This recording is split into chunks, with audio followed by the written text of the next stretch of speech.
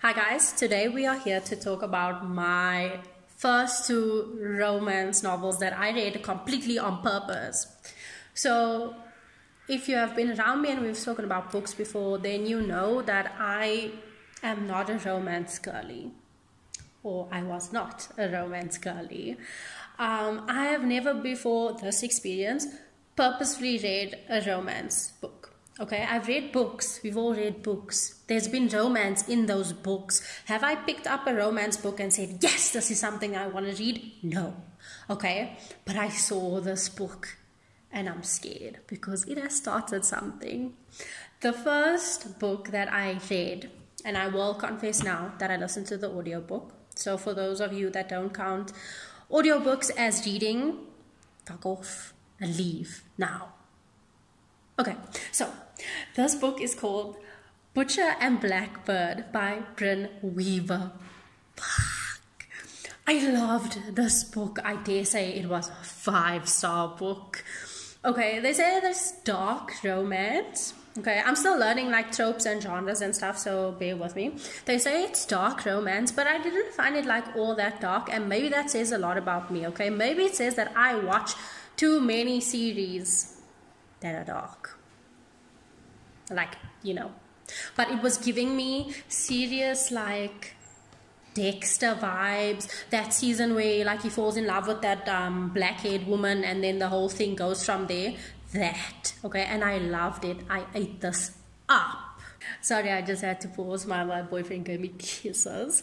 Okay, so this book is about two serial killers that have a competition every year and then they fall in love. One of the things I loved about this book was the banter back and forth between Sloane and Rowan. Okay, I also listened to the audiobook, which means like I got the accents, which just made this book so much better. And I'm gonna pause here and I'm gonna say, yes, I know there's issues around this audiobook and like the company and wah. I just am here to enjoy the experience. And yeah, allow people to enjoy things. If you don't, then yeah, I don't care about the people or the company that made this thing, but what they made, the book was amazing and I loved the audiobook. Moving on. If I could cast this book as a movie, this is who I would choose to play Sloane. It's Kat Dennings. And obviously, I have to get the Jack Reacher guy to play Rowan because look at the Jack Reacher guy and then read those words and please tell me that this is not a love story between this person and that person. And now, okay, so another thing is the cover is absolutely gorgeous, and I have heard through the grapevine that the other books are gonna follow like Rowan's siblings, and I don't know if I'm gonna be here for that. But I was here for Butcher and Blackbird and I loved that shit.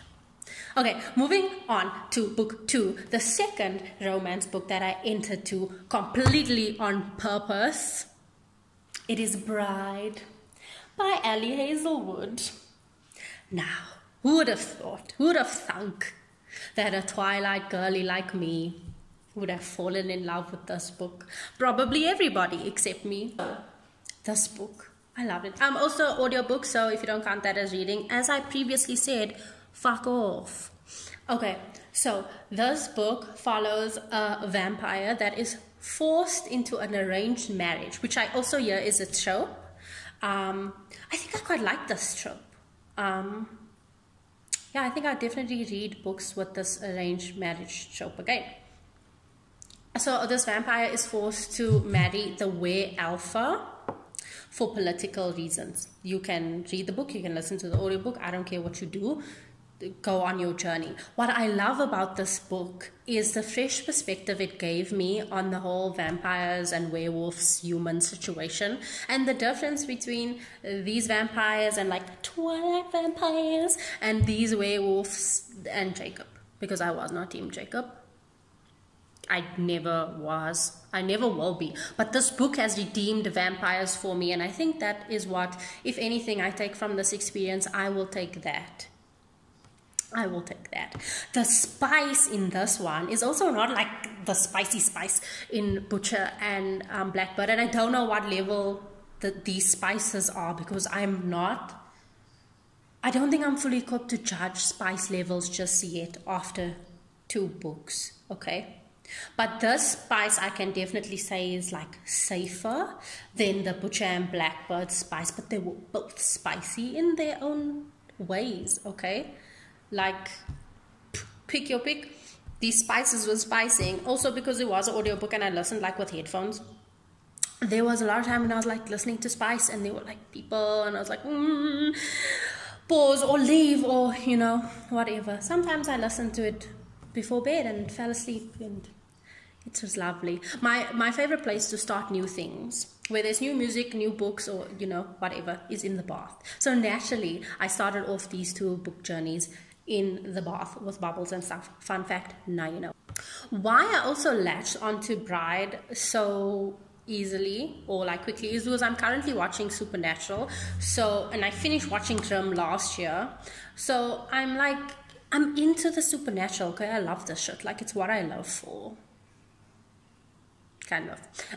So those elements, those like mystical, magical elements, like really just got me. And also the cover. Okay, now I'm gonna give you like tropes that were in these 2 books, and then I'm gonna ask you romance girlies and guys and they thems of the world to please suggest me books with these tropes, because these are the ones that I enjoyed. Okay, so I found the list of tropes that are in Butcher and Blackbird. It's tropes and triggers, like why are those things together? Can somebody explain this to me? But anyway, moving on. Friends to lovers. Yes, would very much like to read this again. Something about like the angsty build up of like, do I tell him? Does she know? I like that. Forced proximity. It's a bit predictable. I don't think this is a necessary trope for me. Hurt/care. Okay, it's a bit weird. Would I try another book with it? Yes. Do I feel okay with these scenes? Because also Bride also has hurt/care as a trope. I don't know, man. I feel a bit weird about it. And like how it leads to like spiciness is also just a bit weird, and like aren't the people like hurt? So I would try it again, not sure how I feel about it. Oh, Touch Her and Die. Yes, I like this one. It's approved. Grumpy and Sunshine. Yes, I love it. My partner is in the amazing position where sometimes I'm the grumpy and sometimes I'm the sunshine. He falls first. Yes. Oh, also, one of the triggers in here was cannibalism. And I love that, accidental cannibalism and not so accidental cannibalism. I love that. And it took me back to my days of watching Hannibal while I had insomnia and the sun coming up. And it was a beautiful, nostalgic moment. Now for the tropes in Bride by Hazelwood. I also never told you the main characters' names. It's Misery and Low. Misery likes company. No, I'm joking. She really doesn't. But I like Misery as a name, as an idea of a name. Anyway, moving on. The tropes. Forbidden love. Yes, I like it. I like it very much. Fated mates. Okay, listen. This one has me. It had me. I love fated mates. Definitely would read about fated mates. Okay. Werewolves and vampires. Yes, yes, yes. Anything supernatural? Yes, thank you. I will have it. Sworn enemies. Nah, I'm not really a fan of this trope. I'm a lover, not a fighter. Okay, so that was my review / rant / can you recommend anything for this new romance girly?